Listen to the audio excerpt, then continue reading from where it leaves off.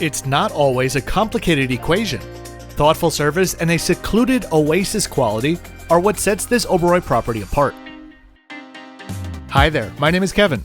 This channel came from a love of traveling, a love of the full process and the journey itself. I feature airline trip reports and high-end hotel reviews from all over the world. My reviews aren't sponsored by airlines or hotels, so you can be sure to get my unbiased opinion. Am I an expert?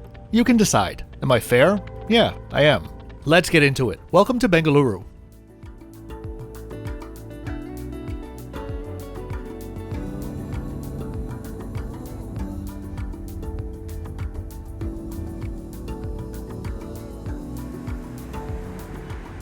If you'd like to know the exact nightly rate that I paid for my stay, or my next 5 videos in queue, please check out the description below. Located on the bustling Mahatma Gandhi Road, locally known as MG Road, the Oberoi Bengaluru attracts and maintains its customer base by being two things simultaneously. A hotel that is business-friendly and convenient to transport, and a resort which feels like it's a world away. From the street, the hotel is practically hidden, and even once you're through the gates, the exterior is fairly nondescript. But that's kind of on purpose.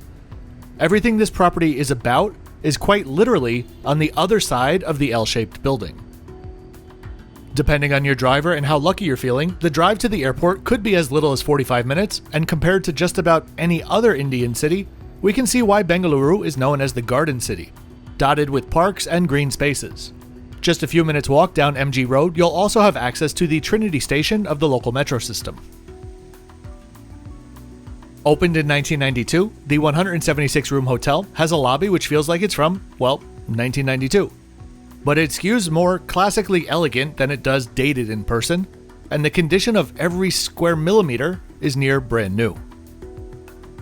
Oberoi is known for their service and their attention to detail, and the combination of those two, behind-the-scenes string pulling and discretion, are what Oberoi service is all about, and they consider knowing how much to interact as a sign of good service. What does that actually translate to in real terms, though? It can mean, on one side of things, that you're never going to be wanting for something. Your needs will likely be anticipated in just about every way, shape, and form. On the other side of things, there won't be any awkwardly drawn-out conversations about the weather in your hometown, unless, of course, you enjoy talking about that. It's not high-touch or low-touch service. It's just your service. And they've spent decades figuring out what that might be, and that's why they're named as Travel + Leisure's top hotel brand on Earth. One thing that did surprise me about the hotel, though, was how business-oriented it was. Think of this more as a business hotel that likes to dress up as a tropical resort.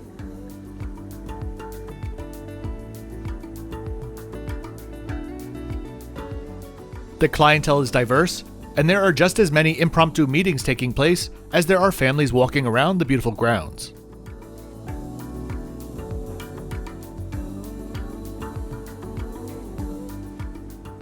The centerpiece of the property is the 150-year-old Raintree, which is one of the largest in the city. It provides cover for a large chunk of the resort and shades around half of the rooms during the hotter summer months.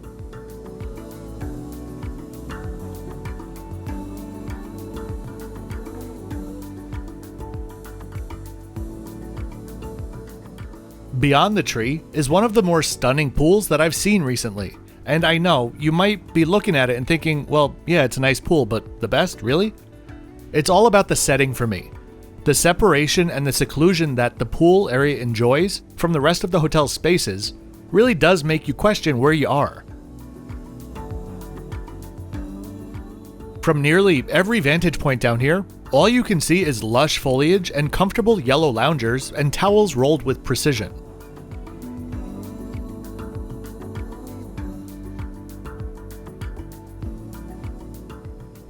You know it already, but this video is surely not sponsored by Oberoi. They don't know who I am, and they had no idea that I was making this video, which I think is the essence of an honest review. So, if you support content like this, be sure to hit that thumbs up button, leave a comment, or subscribe, or all three. If you'd like to also support me on Patreon, a link is in the description below. A genuine thank you in advance for stopping by.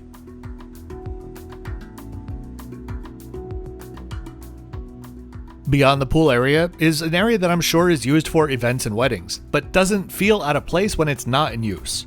Especially on a cool evening, it's a nice place to walk around and enjoy the peace and quiet that the hotel's shape provides. Let's go check out my room, which was a premier room. With all of the rooms facing inwards towards the gardens, the vast majority of rooms are equal in width, with the more premium rooms being deeper with larger closets and bathrooms. After working in restaurants and storefronts for decades, clean glass does excite me a little bit, and the corridors here were absolutely spotless.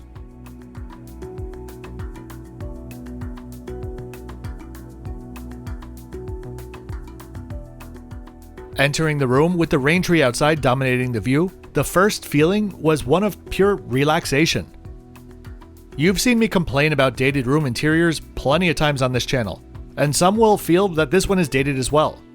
But when they're so well kept, I think my respect for that care outweighs my thoughts about the room being dated. Plus, the bones of the room are fine. It's really just a few color choices which I think could be improved.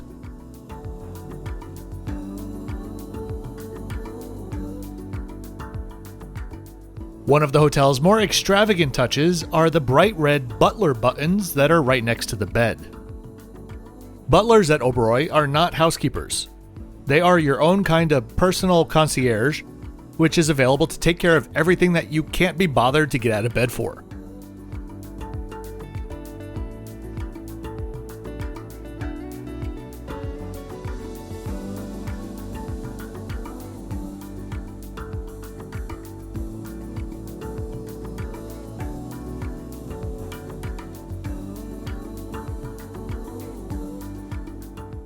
After checking in, which was done in the room, my butler came by shortly after, introduced himself, and offered me a welcome drink, which was incredible and tasted like a spiced hibiscus tea.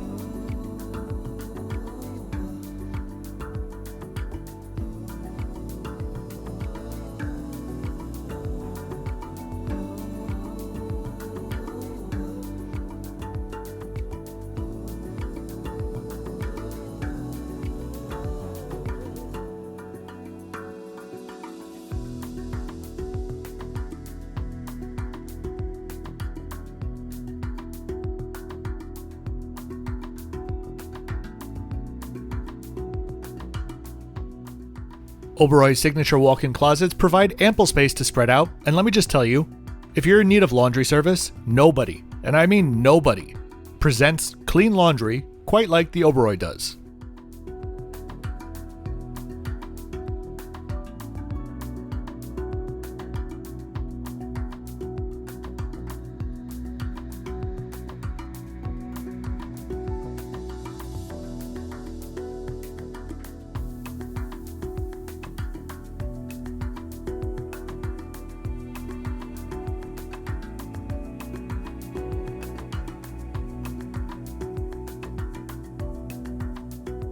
In the bathroom, it seems that we have the ability to conduct meetings from the commode as well, and there's a stock of Oberoi's signature Forest Essentials products.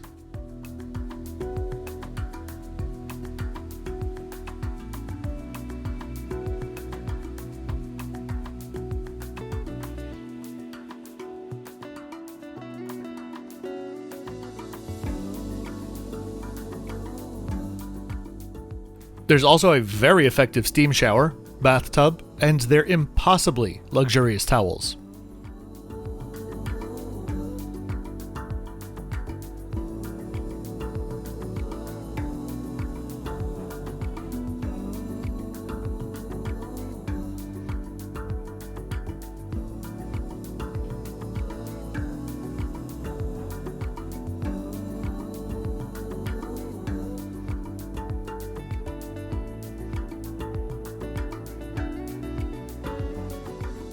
Next up, we have the oversized balcony, which gives a nice overview of the property and also has a table and chairs for some morning coffee.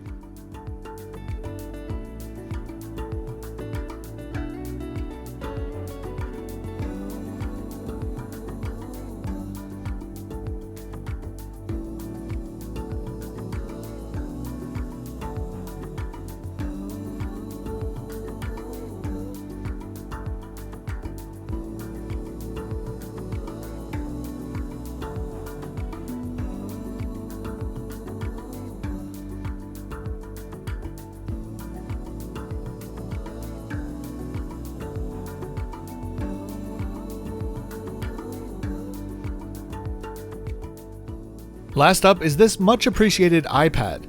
Appreciated because it's actually functional. Many properties include tablets that are essentially just a guide. This one, though, is your master control for everything, as well as a central info source.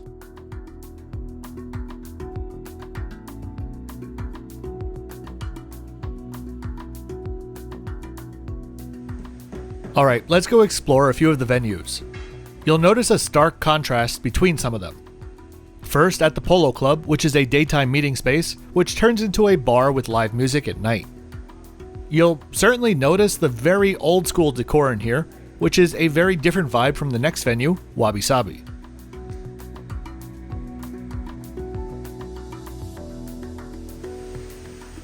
With a menu long enough for its own video, Wabi-Sabi is a modern Pan-Asian eatery with a strong focus on Chinese cuisine. It seems like the hotel is undergoing a renovation that is happening one venue at a time in order to reduce disruption, which I'm all for.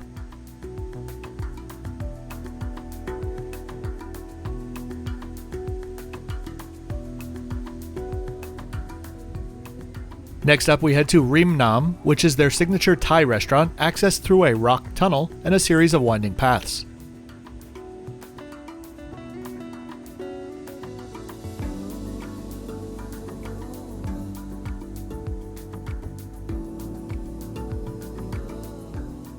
Their menu is nicely curated, and we're back to the classic design cues here.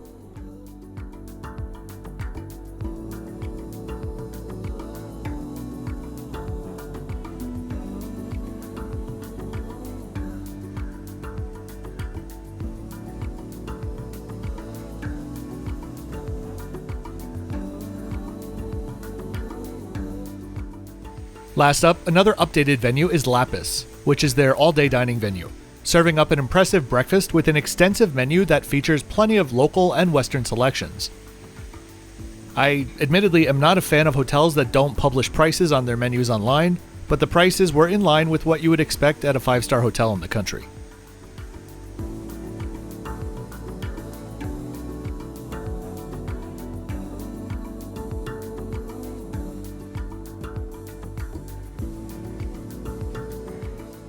I had dinner here one night and started out with an inside-out Karari Rumali Roti, which was nearly as big as the table, which came with a yogurt chutney, which was perfect for dipping. For the main order, I got the Mangalore chicken ghee roast. It was incredible, and literally as spicy as it looks. It almost makes me wonder if this would be a really clever diet trick. Only eating foods that are insanely spicy, so you're really forced to eat slowly and you feel full quicker. After I finished my meal, one of the chefs came out and asked me how my meal was, and if I had any additional feedback. Turndown was completed when I was at dinner and came with their signature weather report for the next day.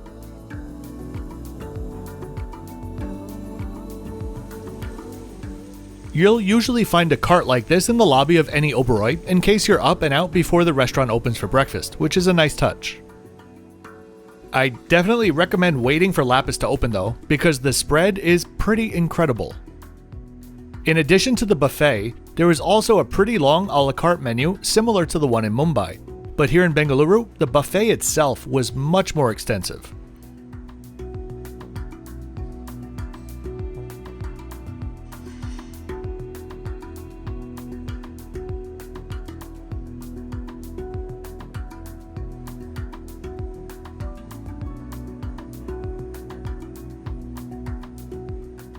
From the selection of fruits and their presentation, to the main dishes and the sheer number of chutneys and masalas, this buffet is one of the best curated spreads that I've seen in a while. My personal indicator of how good a breakfast buffet is do I order Western style eggs or not? I'm not a fan of a lot of sugary things in the mornings, so 9 times out of 10, I'll order some sort of egg dish as my main, but every so often, the buffets are so incredible that those Benedicts aren't even crossing my mind.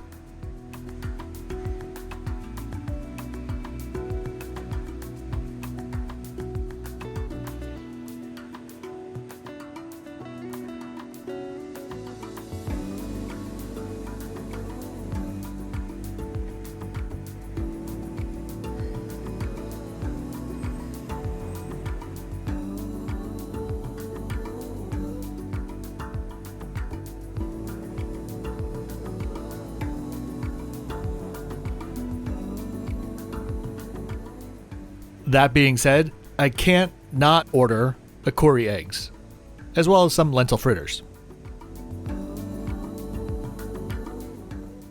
Last up, we did have a large fitness center here, and I always try at least 3 times to film it, but it was always busy.